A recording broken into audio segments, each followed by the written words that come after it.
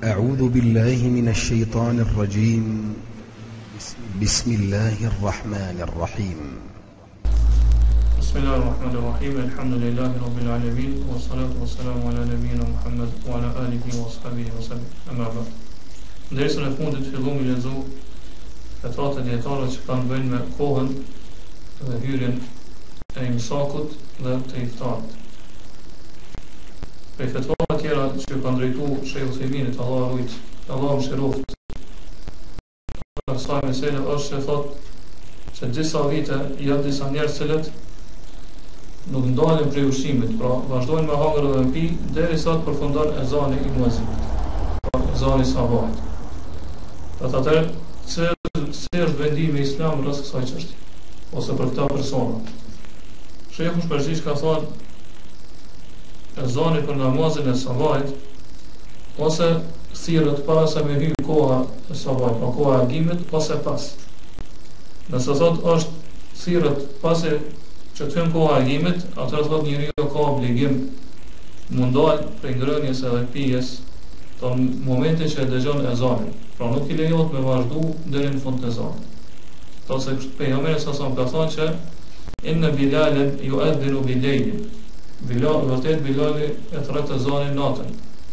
Fakulu washrabu hatta tasma'u adhana ibn Ummi Maktum. Jo hani dhe pini derisa të dëgjoni ezanin e ibn Ummi Maktumit. Fa innahu la yu'adhdhinu hatta yatlu'a al-fajr. Pra arsye se thotë ai nuk e thirr ose e thirr ezanin pasi që të hyn agimi. Pra këto bëjnë ka thonë, nëse e dëgjoni ezanin tim ndalo, mos hani dhe mos pini. Se ai e thirr ezanin pasi që të hyn agimi.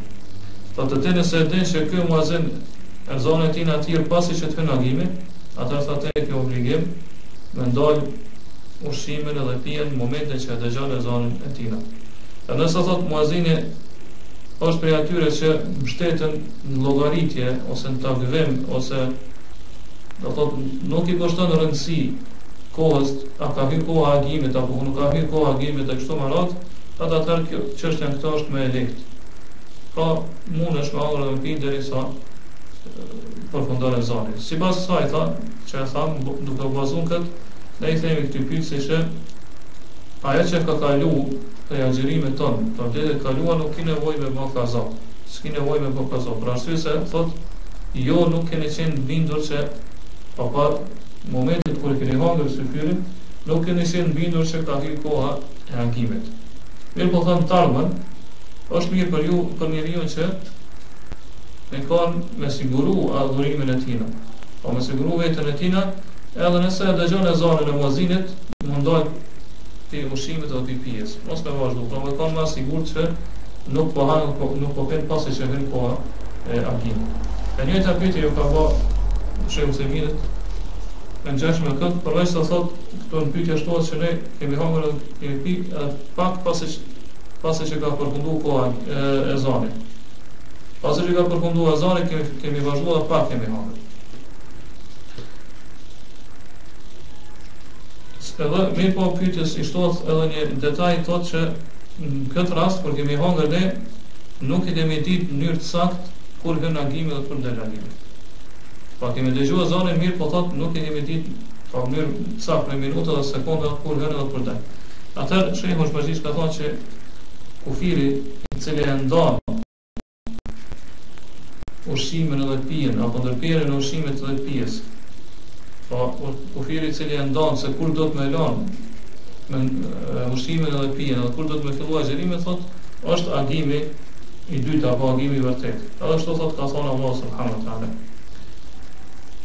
Wa kulu washrabu hatta yatabayyana lakum al-khaytu al-abyadu min al-khayti al-aswadi min al-fajr. Hani dhe pini derisa t'ju bëhet e qartë peri i bardhë prej perit të zi në agim, edhe pastaj lexon edhe hadithin e Ibn Ummi Maktumit që e lexuam më lart. Thotë pra ajo që duhet merret në konsiderat është agimi, dalja e agimit. Pra kur fillon me agur dita. E nëse thot muezini është thika, pra është njeri i besnik, njeri i besueshëm.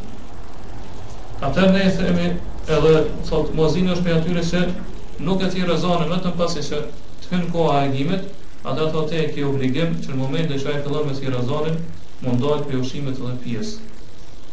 Po momentin që e dëgjon se votërat e ezanin me ndërprej ushqimin dhe pijen. A nëse thot mazini është për atyre që nuk i kushton rëndësi kësaj, pra nuk i kushton rëndësi kohës të agimit, a ka hyj apo jo, ata thot më e sigurt për njeriu është që mund dalë për ushqimet dhe pjesë momentin për e dëgjon ezanin e muzinit. Por ai thot nëse njeriu është në një vend, pra jashtë qytetit, po në katon, apo në vend ku mundet me dallu agimin sakt kur vjen agimi, apo kur fillon agimi, atëherë thot ty në këtë rast nuk e detyruar me dalë ushqimin e pjesë me dëgjimin e ezanit. Mirë po te vazhdon me hangër edhe me pi, derisa të thot del agimi dhe derisa sa fillon lindja e agimit.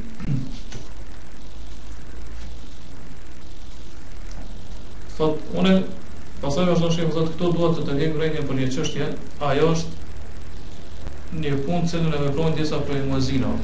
Thot, ajo është ata e thrasin e zanin e sabahit para se me hiku atina 5 minuta, 4 minuta, apo disa 10 minuta, kështu me radhë, thot, me qëllim që qëllimi tyre është që me kanë më sigurt ose agjimi tyre me kanë më sigurt, pra me ja siguru njerëzve që hanë dhe pini dërën këtë kohë, edhe në momentin që dëgjon ezanin ndërpren ushqimin, edhe se thon fakt ende nuk ka hip kohë. Pra dojnë me thonë që kjo është më ihtiyat. Pra arabisht e thonë ihtiyat është më sigurt që do të mos me vazhdo me hëngër me pi, edhe pasi që të hynë kohë. Thot mirë, po ky ihtiyat i tyre ose ky sigurim që ata ja bojnë agjërimit njerëzve, thot është teprim në fenë Allah subhanahu wa taala, edhe nuk është sigurim shariatik i ligjshëm. Pra edhe thot pejgamberi sa ka thonë helekel mutanatti'un, janë shkatruar ata që të teprojnë fenë Allah subhanahu wa taala. Pra thot kjo është një punë, një vepër jo e saktë. Pra se thot nëse ata dojnë me sigurua agjërimin e tyre, në anën tjetër thot i bojnë keq namazit tyre. Namazet sabahit. Pra se thot shumë njerëz cilët nuk falen xhamia, kur e dëgjojnë ezanin, momentin që e dëgjojnë ezanin çonë edhe falen namazin e sabahit. Thot kjo i bën që me fal namazin e sabahit para se me hyrë koha atina. E thot namazi i cili falet para se me hyrë koha atina, thot ai nuk pranohet Allah subhanahu wa taala. Pra në këtë aspekt thot ata i bojnë keq ose i dëmtojnë namaz false. Pra ata që falin namazin e sabahit. Edhe në anën tjetër gjithashtu thot i bojnë keq ose i dëmtojnë agjërusit, për arsye se thot Allah subhanahu wa taala e ka lejuar atina me hangër dhe me pi derisa të hyjnë koha sabahit, kurse thot kë me këtë vepër, me këtë zan që thirr për kohës tina, pi ndalon. Po nuk ja lejon atë që ka lejuar Allahu subhanahu wa taala. Po do nga ky aspekt themi se këta i dëmtojnë agjërusit apo ju bojnë keq aty. Pra thot muezini ka obligim me pas frikë Allah subhanahu wa taala, edhe sa i përket do thot për zgjedhjes do të me ecë sipas Kur'anit dhe Sunetit. Pra, kur vjen puna me zgjedhja me thirrë zonën apo jo, duhet me ecë ashtu që na ka mësuar Kur'ani edhe Suneti i pejgamberit sallallahu alaihi wasallam. Pastaj një pyetje, i ka vëshë Uthayminit Allahu shëroft ka thonë, dëshiroj me ditë vendimin apo dispozitën për atë i cili hanë edhe pen duke pas dyshim a ka hyrë koha e agimit apo jo. Por nuk është i sigurt që ka hyrë koha e agimit. Dyshon. Edhe hanë edhe pen. Shehu përgjigj ka thonë që njeriu t'i lejohet me hangër dhe pi derisa t'i bëhet e qartë atina që ka hyrë agimi, derisa t'i bëhet e qartë. Thot, kështu ka thonë Allah subhanahu wa taala, pra ajetin kuptojmë që përmendëm më herët, hanë edhe peni derisa t'ju bëhet e qartë juve. Per i barki me rrezik. Pra kështu bëhet Allah, derisa t'ju bëhet e qartë juve. Kështu që thot, nëse ky person nuk ka qenë i sigurt se ka vërtetuar që ka hyrë agimi, pra që ka ndalë agimi dhe që është ka lindë agimi, atëherë thot ati i lejohet me hangër dhe me pi. Thot, edhe nëse është i dyshimt, i lejohet me hangër dhe me pi derisa të bindet, derisa të vërtetohet që ka hyrë agimi. Kjo thot e kundërta e kësajna është sa i përket perëndimit të diellit. Thot njeriu nuk i lejohet me hangër derisa të bindet që ka perënduar dielli. Ose thot bilen mbenjen tina anon më shumë që ka perënduar dielli. Pra është më shumë anon që ka përëndu se që nuk ka përëndu. Pra nëse e dyshim a ka përëndu dielli apo jo, ty nuk lejohet me hangër. Derisa të bindesh që ka përëndu dielli, ose do thot mendjen tonë me mendjen tonë të anon më shumë që ka përëndu dielli. Pra përqindja është më e madhe që ka përëndu se sa që nuk ka përëndu. Shejh Fauzani ju ka bërë një të pyetje. Allah rujt, ka thonë ai i cili dyshon në agimin ose lindjen e agimit a lejohet me hangër dhe me pi derisa të bindet që ka dalë agimi, apo thot ai punon me dyshimin e tina, pra e merr përballë dyshimin e tina dhe ndërprer ushqimin dhe pijen nuk ha. Ata thot shehu zone e bën një përgjigje tjetër dhe thot që njeriu është mirë sa i përket kësaj çështje me siguru veten e tina. Prandaj thot nëse dyshon që a ka agu agimi apo jo, atëherë thot ai dohet me vërtetu këto, edhe me shiku shenjat, me shiku simbolet. Këtyre simbole thot që shikon, po është për shembull me dëgjua zonën e muezinit, apo me shiku takrimin, apo thot me këshyr kohën, a ka hyrë agimi apo jo me llogarit, me marr llogaritje e kohën, a ka mundësi që ka hyrë agimi apo jo. E thot nëse do thot mbas këtyre llogaritjeve atij del që ka hyrë agimi, atë thot më sigurt për to është që me ndërprej ushqimin edhe pijen. Ose thot nga një herë i pyet ata që i ka për rast. Pra nëse ata kanë informata shtesë kur vjen agimi apo jo, i pyet ata që i ka për rreth, kjo thot me qëllim që me kanë më i sigurt për adhurimin dhe për ibadetin e tina, që mos me prish do thot atë ibadet. Pra thot ajo që i obligohet njeriu në këtë rast është sa kërkes së çështje është që ai të vërtetohet mirë. Kur po vjen ose kur po fillon koha e agjerimit tina. Edhe thot me pas frikë gjithmonë se mos po fillon agimi, mos po agon dita edhe kjo do thot po vazhdon me hangër edhe me pi. Edhe thot pasaj me mos më pranuaj ditë Allah subhanahu taala. Pra ky njeri thot e ka obligim me vërtetu këtë çështje. E nëse thot mendjen e tij na anon më shumë se agimi pas këtyre simbole, pas këtyre shenjave që i merr parasysh, pas këtyre çështjeve që i tha më herët, mendja e tij na anon më shumë që agimi ende nuk ka dalë, pra ende nuk ka filluar me agudit, atë thot të han edhe pe. A nëse mendja e tij na anon më shumë që të kundërtën, pra që agimi ka filluar, do thot dita po fillon me agu, atëherë thot ai ndalet prej ushqimit edhe pijes. Për arsye se thot arabisht thonë ghalaba tullon, pa kur njeriu anon më shumë me mendjen e tij, thot në shariatin e Allah subhanahu taala kjo e merr dispozitën e bindjes. Kur njeriu në disa raste anon më shumë nga një çështje, atë thot Allah subhanahu taala, do thot në fenë Allah subhanahu taala kjo është në pozitën e bindjes. E nëse dyshon thot njeriu, por nuk mundet me vendos, është 50-50%, s'mundet me vendos as që ka hyrë agimi, as që do thot ende ka kohë. Ata thot më mirë për njeriu është që mos me hangër edhe mos me pi. Nëse dyshon. Pra arsye se pejgamberi sa ka thonë da ma yuribuk ila ma la yuribuk. Leja që dyshon dhe kapo vepraje atë në cilën nuk i kur farë dyshimet të.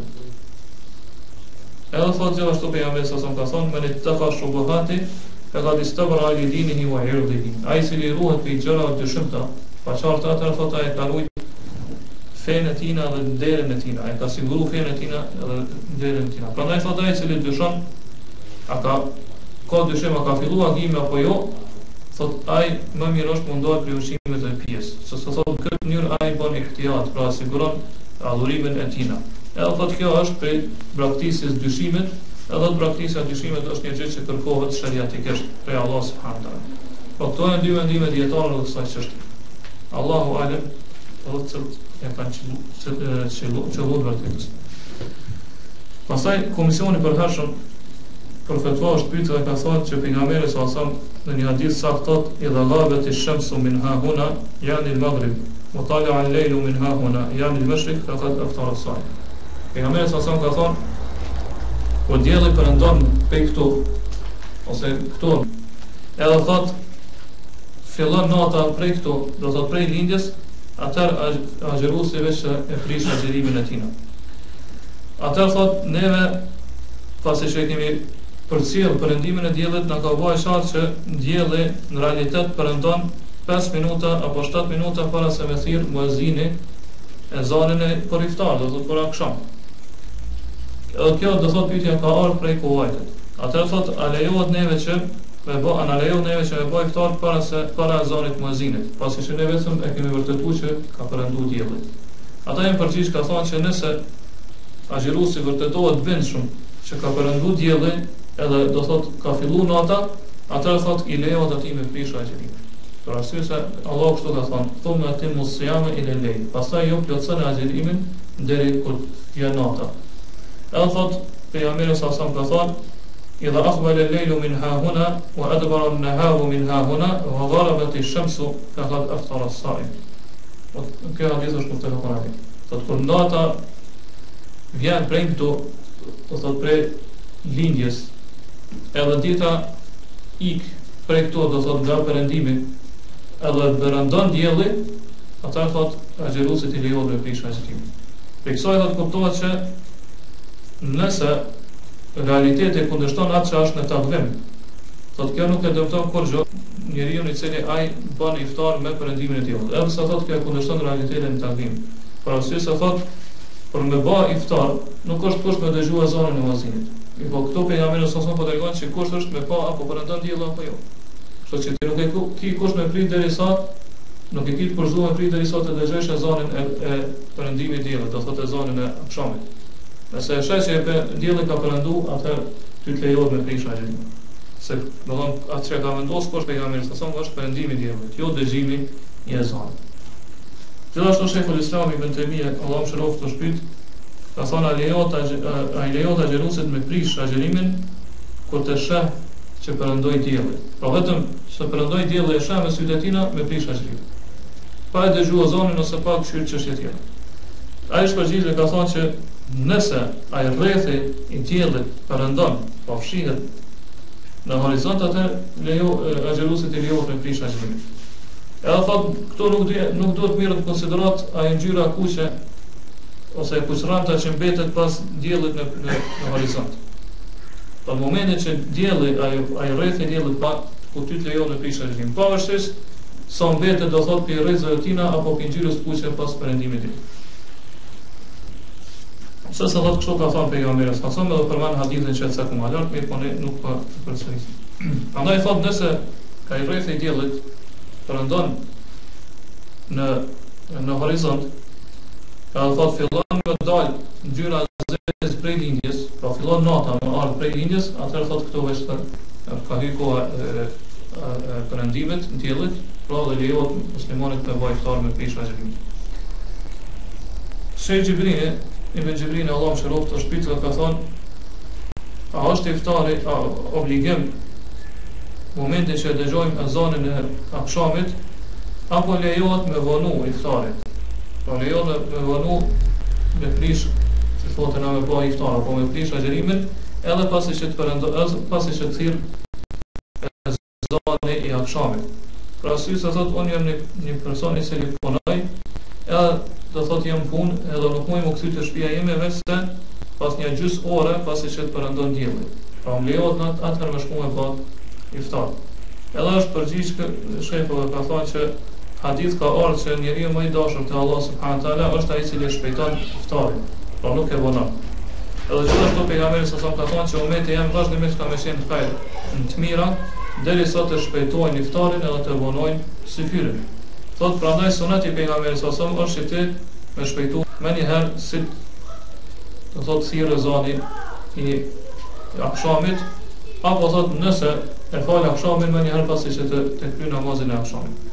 Mirë po thot me kusht kjo do të kurzohet që me kanë i vërtetuar, do thot me i bindur që ka perëndu dielli. Edhe cek pasaj hadithin që e përmendëm më lart, mirë po ne s'po përsëri. Mirë po thot njeriu i lejohet me vonu akşamin vërtet iftarit nëse dyshon a ka perëndu dielli apo jo. Për shembull thot në rast se kur ka errësira, kur ka vranësira të shumta. Dyshon a ka perëndu dielli apo jo, ti lejohet do thot me vonu pak iftarin, me shty. Apo thot gjithashtu i lejohet me shty për ndonjë arsye tjetër. Për shembull, nëse je duke pritur ushqimin, apo je duke punuar në punë të rëndësishme, apo je duke udhëtuar, edhe nuk do më ndërprej udhëtimin, lejohet me shty iftarin për këtë arsye. Përndryshe thot më mirë është edhe sunetet e pejgamberit sa është që ti me bëj iftar më një herë pasi që të vërtetosh ka hyrë koha e akşamit. Pastaj që Uthaymin është pyetur ka thënë ka ndonjë dua që transmetohet te pejgamberi sallallahu alajhi wasallam që do të bëhet në kohën e iftarit. Edhe cila është koha e kësaj duaje? Thot agjeruesi a dohet me përcjell muezinin në fjalët e tij apo kur të thirrë ezanin, apo i lejohet me hangër gjatë thirrjes së ezanit? Po i lejohet me përcjell muezinin, apo i lejohet që me vazhdu me iftarin e tij? Shehu është përgjigj ka thonë që koha kur do të bëhet duaja, edhe koha kur ty të përgjigjet Allah subhanahu wa taala duas tane, po koha kur është duaja jote është më afër përgjigjes, pa më marr përgjigje prej Allah subhanahu wa taala, është atë koha kur ti bën iftar. Për arsye se thotë kjo është fundi i këtij adhurimi. Është koha e fundit e adhurimit tonë, pra momenti kur ti bën iftar. Thotë edhe njeriu në këto momente thotë është zakonisht thotë është i dopt. Pra momentin kur bën iftar, lodhet të ditën duke agjeru, thotë e ka është i lodhur. Ja thotë gjithmonë Allah subhanahu wa taala e pranon duan prej robit kur ai ndjen lodhje, sidomos pas një adhurimi që ka kushtuar Allah subhanahu wa taala. Gjithashtu thotë njeriu pas adhurimit ndaj Allah subhanahu wa taala zemra e tij është më e butë. Prandaj thotë gjithmonë në këto raste njeriu është më afër që mu kthyet te Allah subhanahu wa taala me pendim sinqert, mu kthyet te Allah subhanahu wa taala me tobe e kështu me radhë. Prandaj thotë koha kur do ti të lutesh është koha e iftarit, pra momentin kur ti bën iftar. Kurse duat thotë që kanë ardhur pejgamberit sallallahu alajhi wasallam është me thonë Allahumma laka sumt wa ala rizqika aftart. O Allah, për ty unë kam agjeru dhe me rizkun furnizimit tonë unë po bëj iftar. Gjithashtu thotë pejgamberi sallallahu alajhi wasallam ka thënë dhahaba ad-dhama'u wa ibtalat al-'uruq wa thabata al-ajru inshallah. Sa më vonë ka shujt etja është një njom ose një lag venat edhe kanë vesh probleme inshallah.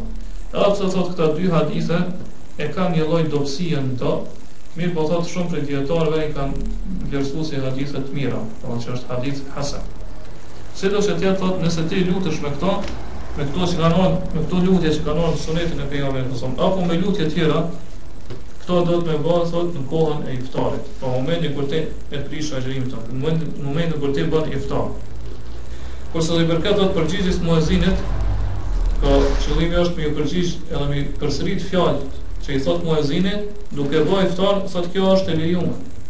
Nuk është një gjë që ndalohet. Parasysh se pejgamberi sallallahu alajhi wasallam ka thënë idha sami'tum al-mu'adhdhina faqulu mithla ma yaqul. Kur ju e dëgjoni muezinin, atëherë thuani atë që e thot muezini. Do thotë kjo e përfshin çdo gjendje për gjendjeve të muslimanit. Përveç thotë nëse ka ndonjë argument që e veçon këto. Nëse ka ndonjë argument që e veçon thotë që muezini nuk do të më përgjigj ose mi përsërit fjalët e tina në filon vendin ose në filon kohën, atëherë thotë po. Përndryshe, por derisa nuk ka argument që e përjashton këto, atëherë thotë njeriu momentin kur e dëgjon ezanin i përsërit fjalët ato që thotë muezini. Prandaj thotë tjetër argument për këto është që njeriu kur është namaz nuk e përsërit ezanin. Kjo tregon thotë që jashtë për arsye se thotë njeriu në namaz është i angazhuar me gjëra të tjera.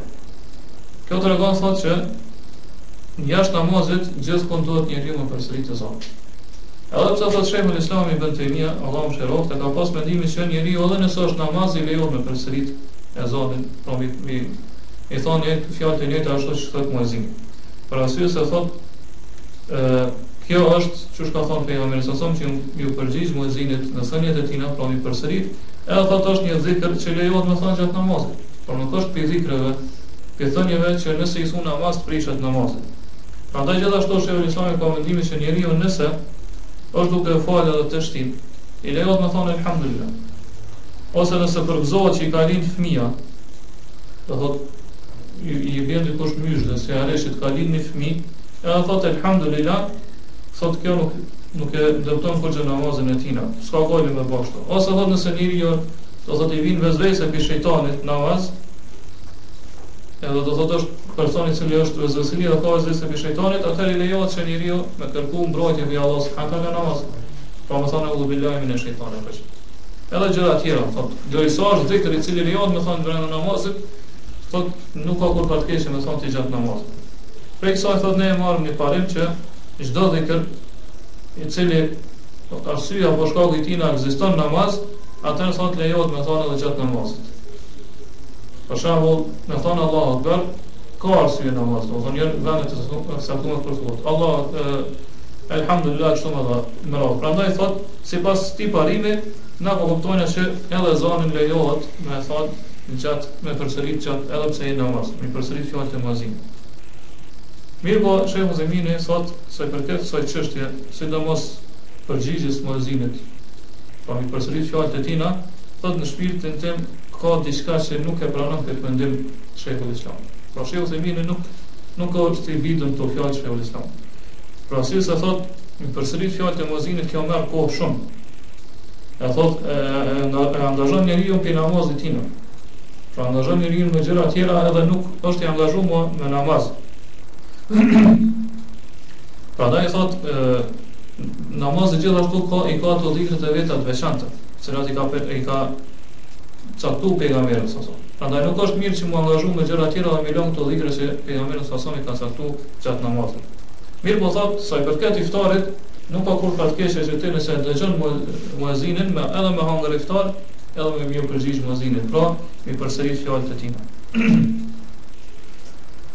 Gjithashtu, madje thonë këtë rast ne themi që është edhe më konfirmuar që gjatë iftarit ti mi përsërit fjalët e muezinit. Pse? Se thot ti gjatë iftarit po kënaqesh me disa mirësi që ti ka dhënë Allah subhanahu wa taala. Prandaj si falënderim ndaj Allahut subhanahu wa taala që ti ka dhënë këto mirësi, atë me këto mirësi po bën iftar, atëherë ti thot i përgjigjesh fjalët e muezinit edhe i përsërit fjalët e atij. Edhe nëse thot jetë duke hangër, kjo thot nuk ka kur fardojnë, nuk ka kur problem. Edhe thot pasaj pasi që të përfundon muezini ezanin, qo salavat bi pejgamberin sa son, çish ka hadithi i pejgamberit sa son, çai që çon salavat për pejgamberin sa son pas ezanit, është më meritor për shefatin e pejgamberit sa son ditën e gjykimit. Gjithashtu thot thuaj lutjen ku pejgamberi sa son na ka mësuar, që më thon pas ezanit, më thon Allahumma rabb hadhihi ad-da'wati at-tamma والصلاة القائمة آت محمدا الوسيلة والفضيلة وابعثه مقاما محمودا الذي وعدته. والله Zoti i kësaj thirrje të plot edhe i namazit që do të falet pas fak, japja Muhamedit wasilen edhe fadhilen. Do thotë wasile edhe fadhile janë të dy gjëra me të cilat ka mu veçu pejgamberi sa sa ditën e gjykimit, وابعثه مقاما محمودا edhe ringjallën në maqamin mahmud. Po maqamu mahmud është ai vendi i lavdruar i lartë i cili takon vetëm pejgamberit sallallahu alaihi wasallam, alladhi wa'atahu, thot cilën ja ke premtuar ti pejgamberit sallallahu alaihi wasallam. Ai që thot këto thotë meriton shefatin e pejgamberit sallallahu alaihi wasallam ditën e gjykimit. Pastaj një pyetje ka drejtuar Sheikhu Uthaymin, ka thonë ne që jetojmë në vendet e perëndimit të diellit, thot dielli nuk perëndon veç se në orën 9 e gjys natën apo në orën 10. Atëherë thot kur do të më bëni në iftar, thot jo bëni iftar atëherë kur perëndon dielli. Po derisa thot ju keni natë dhe ditë, e cila dyja së bashku zgjasin 24 orë, atëherë thot muslimani ka obligim me agjeru aq sa zgjat dita. Pavarësisht sa është e gjata e ditë. Nëse ka natë dhe ditë brenda 24 orëve, ti e ke obligim me agjeru pavarësisht sa zgjat dita. Prandaj do të më bëj iftar atëherë kur perëndon dielli. Komisioni për hershëm për fatva është pyet, ka thënë nëse agjeruesi është në aeroplan, thot përmes orës apo përmes telefonit arrin me ditë, do t'i vjen informata që banorët e vendit prej ku është ngrit aeroplani, thot kanë bë iftar, atëherë thot ai lejohet këtij me bë iftar edhe pse kë kur është në aeroplan thot e sheh ende që ka diell, pra ende nuk ka perëndu diell. Por shkak se do thotë aeroplani ngritet shumë lart. Ata thotë se është dispozita aparati i cili ose pyetja tjetër është se është dispozita aparati i cili bën iftar, pra e prish agjerimin në vendin e tina, pastaj thotë aeroplani ngritet lart edhe kë e sheh diell. Edhe ata në përgjithësi ka thonë nëse agjeruesi është në aeroplan edhe përmes orës, pra ose përmes telefonit e kështu me radhë, merr vesh që banorët e atij vendi kanë bë iftar, mirë po kjo thotë ende e sheh diellin, për shkak se aeroplani është lart në qiell, thotë atëherë ti nuk i lejohet me prish agjerimin. Derisa të perëndon dielli. Derisa ky është e sheh me sytë e tina që po perëndon diellin. Për arsye se thotë Allah subhanahu wa taala thumma atimmu siyama ila al-layl. Jo pastaj plotësoni namaz e atë agjerimin deri natën. Prandaj këto thotë Allah subhanahu wa taala ka treguar kur do të më përfundojë agjerimi jon. Agjerimi e jonë thot përfundon atë kur vërtetohet që ka perëndu diell. Po mirë po, nëse është e kundërta, pra ky ka bëj iftar duke qenë poshtë në vendin e tij. Pastaj ka hyrë në aeroplan. Edhe aeroplani është ngrit lart edhe e sheh diellin, thotë kë nuk ka nevojë që pastaj me vazhduar xherimin e tij. Për arsye se thotë ky ka bërë iftar në një vend ku dielli vetë se ka perëndu. Po dielli sa i përket këtij personi ka perëndu duke qenë kë në tokë. E thotë pastaj nëse ngritet aeroplani pranë qiell, kë nuk do thotë se ka të obligim me vazhduar xherimin, mirë po thotë ai vazhdon me hangër edhe me pi, sepse dita për to ka mbaruar duke qenë në tokë dhe kur ka pa diellin që ka perëndu.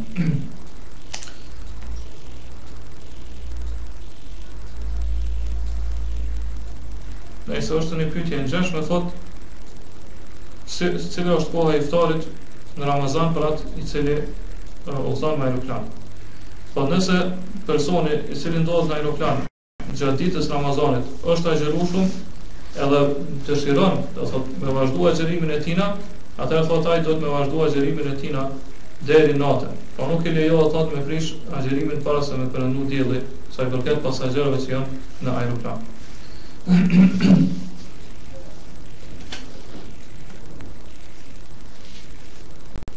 Në pyetje tjetër, ju ka drejtuar komisionit për vesh për fatva e ngjashme me këtë, ka thonë dy persona i banorëve të Temamit, pra Temami është një qytet në Arabinë Saudite, thotë kanë hyrë në aeroplan dhe aeroplani është ngrit lart prej, do thotë, aeroportit të Dhahranit, edhe thotë kjo ka ndodhur për afërsisht 10 minuta para se me perëndu dielli. Edhe thotë pastaj prej këtij vendit është drejtu ka Gjazani. Gjazani është në jug të Arabisë Saudite.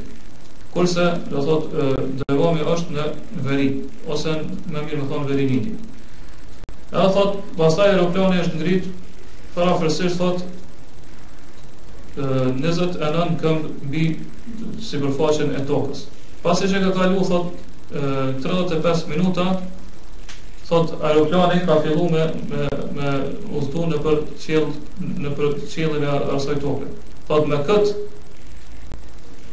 kohë, pra 35 minuta, banorët e Riyadit bojnë iftar. Thot mirë po, pra na po kuptojnë se ata kur kanë filluar me piveri linjes për shumë nga jug perëndimi, kanë kaluar në Riyad. Edhe aeroplani do thotë është ngrit 10 minuta para se me perëndu diell. Pas 35 minutave kanë kaluar afër Riyadit. Thotë në këtë kohë banorët e Riyadit bojnë iftar. Mirë po thotë ata pasagerë që janë në aeroplan ende e kanë pas diellin me sy. Edhe kanë pas që dielli ende nuk ka perëndu. Thotë edhe dielli ka vazhdu me qenë, do thotë me qëndru lart pa perëndu, thotë derisa ka kaluar parafërsisht thotë 15 minuta. Thotë tro pas kohës që bojnë iftar banorët e Riyadit. Ai lejo thotë në këtë rast banorëve pasagerëve të aeroplanit me bëj iftar, pra me iftarin që e bojnë banorët e Riyadit. Ata në përgjithësi ka thonë që origjina dhe esenca është që çdo njeri duhet mu përmbajt për ushqimet edhe pijes, pra me vazhdua agjerimin e tina apo me prish agjerimin e tina, edhe gjithashtu do thot me kohët e namazit me fal, ashtu qysh falen banorët e asaj tokës ku ky jeton ai, apo banorët e qiellit, do thot ku ky është duke udhëtuar në qiell. Pra ashtu që zhvishohen banorët e tokës ku ky është duke jetuar, për shembull nëse është në tokë, apo banorët e qiellit kur ky është duke për shembull në këtë rast duke udhëtuar me aeroplan në këtë rast, kështu me radhë, do të më bëj iftar, me ndërprej iftarin, po me ndërprej me hangër syfyrin, me ndërprej syfyrin, me fal namazet, që zhvishohen banorët e atij vendi ku ky jeton. Pra nëse jeton tokë, sipas banorëve të tokës, nëse jeton në qiell, sipas banorëve të qiellit dhe kështu. Prandaj thon këtë rast, nëse dielli ka perëndu në këtë aeroportin e Dhahranit, po që ka në qytetin Dammam, edhe thot e kanë fal, nëse ky do thot duke qenë në aeroport ka bëj iftar dhe ka fal akşamin, pastaj aeroplani është ngrit lart, duke vazhduar udhëtimin e tij në perëndim, edhe sheh se dielli ende do thot nuk ka perëndu, atëherë thot në këtë nuk e themi se kemi obligim me ndërprej ushqimin e pin apo me vazhduar xherimin. As me përsërit thot namazin e akşamit. Për arsye se thot koha e iftarit apo koha e akşamit e merr dispozitën e tokës cilën ti aty vendi apo tokës cilën ti ke qenë aty. E nëse thot aeroplani ka filluar udhëtimin e tij, pra është ngrit lart, para se me perëndu diellin për disa minuta, edhe ka vazhduar thot duke qenë ky aeroplan ka vazhdu koha ende, po ka vazhdu dita, atëherë thot njeriu nuk i lejohet me prish me bëj iftar, as me fal akshamin derisa thot perëndon dielli në atë qiellin ku ti do thot je duke udhëtuar me aeroplanin tënd. Derisa të perëndon dielli në atë qiellin ku ti je duke udhëtuar me aeroplanin tënd. Edhe nëse thot ti kalon pra për mbi qiellin e disa banorë të cilët në kohën kur ti kalon mbi ta, ata bojnë iftar edhe falin akshamin, thot ty pra nuk të lejohet që me prish agjerimin, do thot me bojnë iftar apo me fal akshamin. Thot çysh ka ardhur pyetja për këta dy persona që kanë vepruar këtë. Pra si sa thot Allah subhanahu wa taala, pra ajetin kuptim që e lexuam më herët, ka thonë hanë dhe pini derisa të bëhet të shtarë pari barë për zi, pastaj vazhdon pra nagim, pastaj vazhdon agjerimin derisa të bëhet nata, pra derisa të perëndon dielli për ty, pavarësisht ku jeti, nëse je në tokë apo je në qiell. Edhe thot gjithashtu pe Allah subhanahu wa taala ka thonë aqimis salata liduluki shamsi ila ghasaqi al-layl wa Qur'an al-fajr. Falë namazin kur dielli fillon me anu prej zenitit, pra pikuvës fillon. Pra kjo është namazi i drekës. Ila ghasaqi al-layl deri në mesin e natës. Pra kjo është koha e yasis. Wa Qur'an al-fajr edhe Kur'anin e agimit. Inna Qur'an al-fajr kana mashhuda, thot vërtet Kur'ani që lexohet namazin e agimit dëshmohet prej melaçeve. Gjithashtu pejgamberi sa ka thonë idha aqbala al-laylu min hahuna wa adbara an-naharu min hahuna wa gharabat ash-shamsu faqad aftara as-sa'im. Kur nata vjen prej këtu, pra prej lindjes, edhe dita kalon, pra shkon nga këtu nga perëndimi edhe perëndon dielli, thot atëherë agjeruesi bën iftar. Pra pejgamberi sa ka caktuar kur do të më bëj iftarin agjeruesi. Ja thot nëse këta persona pastaj me aeroplanin e tyre zbresën në një vend ku ka perëndu dielli, pra duke qenë aeroplan ende nuk ka perëndu dielli. Mi po zbresën në një vend ku ka perëndu dielli, atëherë thot ata e marrin dispozitën e banorëve të Tiranës. Pra më një herë e bën iftarin. Më një herë fillojnë me bën iftar. Nëse një pyetje ngjashme ka vëshë e themirë në këtë, mirë po na nuk ka lezojnë për arsye se përgjigjja është e ngjashme me këtë që e kanë dhënë dietarët e komisionit të përhershëm.